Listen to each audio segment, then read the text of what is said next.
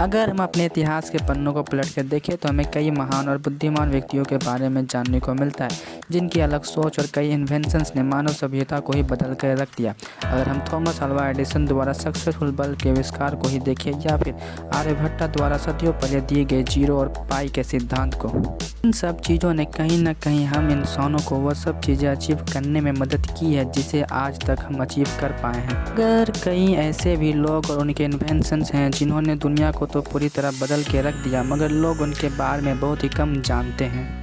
उनमें से ही एक है रुडोल्फ डीजल, जो कि एक इंजीनियर थे और उन्होंने अपने कई सालों की मेहनत से 1897 में पहले डीजल इंजन को तैयार किया था। शुरुआत में यह इंजन मूंगफली या वेजिटेबल ऑयल के तेल से चला करता था, मगर रुडोल्फ डीजल में इसे बदलाव करके इसे डीजल इंजन से चलने लायक बनाया था। उस समय दुनिया भर में सिर्फ भाप से चलने वाले इंजन ही मौजूद थे और डीजल इंजन भाप से चलने वाले इंजन के लिए बहुत ही बड़ी चुनौती थी।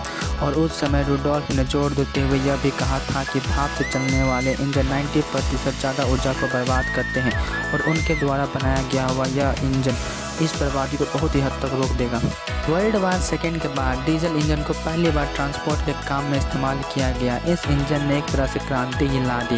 इस इंजन ने ट्रकों और रेलगाड़ियों को एक नई रफ्तार दी। इसके साथ साथ ट्रांसपोर्ट की रफ्तार को भी बहुत ही हद तक बढ़ा दिया। रुडोल्फ डीजल की मौत 29 सितंबर 1930 में हुई थी, लेकिन कई लोग यह मानते हैं कि उन्होंने सुसाइड किया था, यह सोचकर कि उनका इन्वेंशन कभी भी सक्सेसफुल नहीं हो पाएगा। तो कई उनके मौत को आत्महत्या भी मानते हैं। कुछ भी हो, मगर वो आज जिंदा होते तो अपने इन्वेंशन को देख के बहुत ही ज़्यादा खुश होते हैं, क्योंकि आज डीजल इंजन के ऊपर ही पूरी दुनिया की इकोनॉमी टिकी हुई है। ऐसे ही एक और व्यक्ति थी जिसका नाम मैरी कैना था, जिन्होंने सैनिटाइजरी पैड बनाया था वोमेन्स के लिए। असल में पैड का आविष्कार महिलाओं के लिए नहीं बल्कि पुरुषों के लिए किया गया था और इसका इस्तेमाल पहली बार प्रथम विश्व युद्ध के दौरान किया गया था।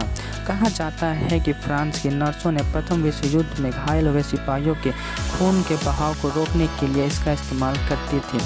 जब किसी भी सिपाहियों को गोली लग जाती थी और बहुत ही ज़्यादा खून बह जाता था तो पैड का इस्तेमाल किया जाता था। उसी दौरान वहां काम करने वाली महिलाएं नर्सों ने पीरियड के समय इसका इस्तेमाल करना शुरू कर दिया, जिसके बाद 1956 के आसपास मैरी कैना ने सैनिटरी पैड बनाया और उनके इस इन्वेंशन ने आज के टाइम में बिलियंस ऑफ वोमेन्स और चिल्ड्रन को कई बीमारियों से बचाया है। ऐसे ही एक और चीज़ है जो हमारे लिए बहुत ही ज़्यादा मायने रखता है, जिसे हम डेमोक्रेसी के नाम से जानते हैं। भले ही डेमोक्रेसी के बारे में कभी भी ज़्यादा बातें नहीं होती, मगर आज के टाइम में यह हमारे लिए सबसे ज़्यादा इम्पोर्टेंट चीज़ों में से एक है। और डेमोक्रेसी की शुरुआत एंशियंट एथेंस से हुई थी 1508 और 1507 BCE के आसपास, जिसके बाद यह पूरी दुनिया में फैल गई। आज के टाइम में सभी देशों के साथ साथ वहाँ के लोगों ने भी इसे अपनाया है। डेमोक्रेसी आज के टाइम में कितना ज़्यादा हमारे लिए मायने रखता है यह हमें लॉकडाउन से ही पता चल गया, जब हमारी गवर्नमेंट ने हमसे सारी राइट्स लेकर हमें घरों में रहने के लिए ही मजबूर कर दिया था।